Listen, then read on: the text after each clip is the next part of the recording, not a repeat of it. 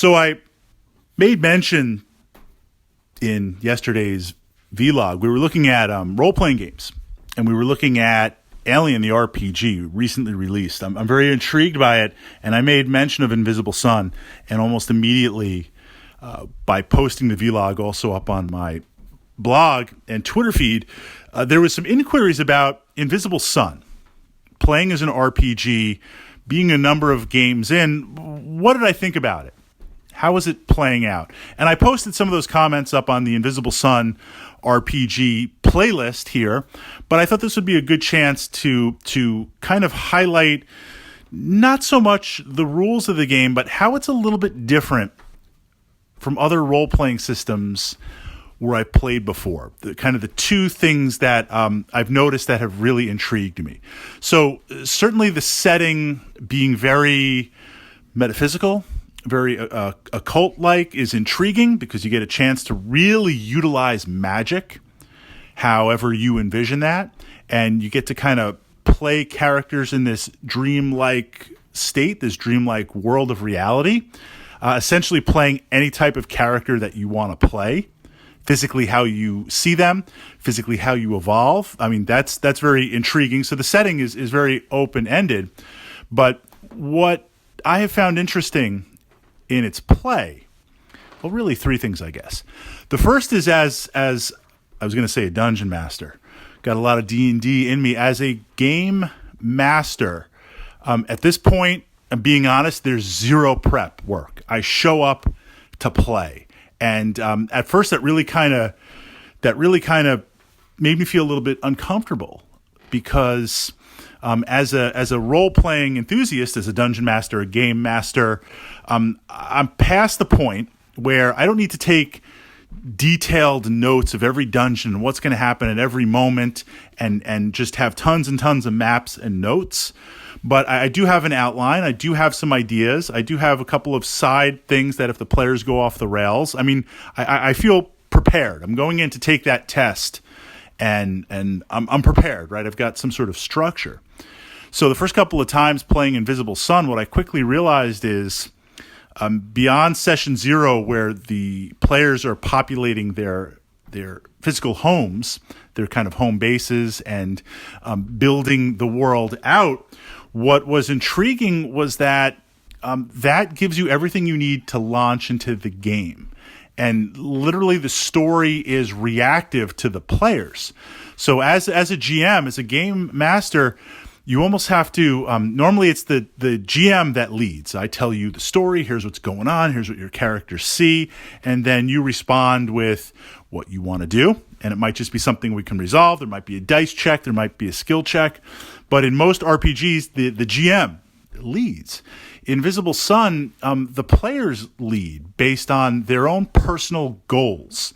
You have a number of goals that are set, different acts to the story arc and the development, and it's up to the GM as the players introduce them to populate and react. So literally, it feels honestly like just a natural conversation, but it's got this RPG, occult, metaphysical vibe to it. It's really, really interesting, and I'm intrigued because one, prep time is 0, but in a good way, and second, it's interesting because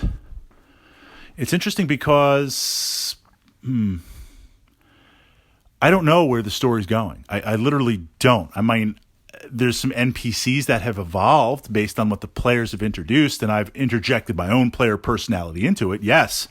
But we don't even know where this is going. How are the goals going to play out?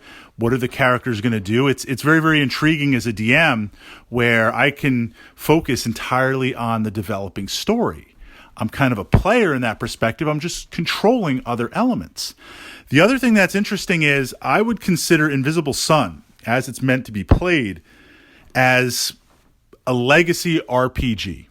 A legacy RPG, straight out of the box. And certainly from a D&D perspective, sometimes you run solo adventures, sometimes you run a campaign where the players interact and it affects the overall story. I have been running my own D&D campaign since 2003. I'll run it for maybe a year or two. We take a break. We bring in some new players. So it's not constant, but literally for a long, long time, this campaign has been ever evolving. And some of the NPCs that are in this campaign right now, 10 years ago, they were a player and they moved on, but their player character influenced me so much, they became an NPC in the game. Certain aspects to the game have evolved. So I say that in that it is legacy, in that the world has been growing and changing. Invisible Sun is kind of like that. You've got your maps, you've got the neighborhood laid out in this dreamlike world, but literally it is being populated, explored real time by the players, whether that's one group. We're now on, it's my second group that we're playing, and there's been like one or two kind of, I won't say one-offs, but like people curious about the game playing 2 or 3 adventures. All those things have been thrown into the mix. All those things have influenced the worlds. All of those things have influenced literally the development of the map that I have no control over. The people, the players are literally creating the story as we go. Literally as we go. So it is a legacy game in that I think I'm going to be able to look back, playing about a year so far, I'm going to be able to look back 2, 3, 5, 10 years from now. It's going to be like, what the heck's that giant cube in the corner? You open it up, it's a completely populated thing. And that intrigues me also from the perspective of a GM because, and this is a good thing, putting actual life hours into a game with friends and creating stories and rolling dice and having an amazing time. I can already see this is a living world that we're going to look back and have a lot of fun with. And really look back with those memories, or at least I'll look back very fondly with some people that we've already made great friends with. I mean, that's, for an RPG, that's amazing to do that. Third piece, fourth piece, the box itself. There's a lot of cards. There's a lot of cards to manage for the spells and components of the game. That perspective, that was a little bit intimidating first, and that is from someone that's coming from a Warhammer Fantasy Roleplay 3rd edition player, the Fantasy Flight edition, where there's 1 million cards for everything. The cards, they kind of replace the books themselves. They're reference aids for your players so they can focus on the story, focus on things evolving as opposed to having to look things up. Yeah, there's a little bit of bookkeeping on there. There's a little bit of sorting through. What I found really helped was just having the players take a picture of the cards, snap it with your tablet or your phone, and then you have them, and then you can quickly sort through or figure out what you're going to do. The other kind of interesting components in the box, and there's a lot of mystery to it, physical clues and mysteries. I'm not going to give that away, but while they are part of the game and an important part of the game, I am finding them as props to utilize to create this dreamlike state. And what I mean by a dreamlike state is I'm still playing, we've been playing a little while now, still trying to figure out, like, what the heck are these props? How do they play into the game? What do these cards mean? What does the deck mean? Or creating all this stuff. It's yes, it's the rules. It's inspiration for the game master and the players, but it also gives this feel of, okay, I understand the rules of the game. I read through the book. I got the PDF. We've from a player's perspective, we played a couple of gaming sessions. Okay, I get that, but like, there's still a lot of this stuff on the table and cards, and the hand is moving with different cards and props that you're figuring out. Where, like, there's a lot to this world. There's a lot to this game that I don't know. I don't know how it's working, so I have to pay attention as Fritz moves things, or as cards move, or as things are revealed. Changes the ethos of the game. I might not understand it, but pieces are shifting. So it's almost this discovery, physical discovery within the game itself.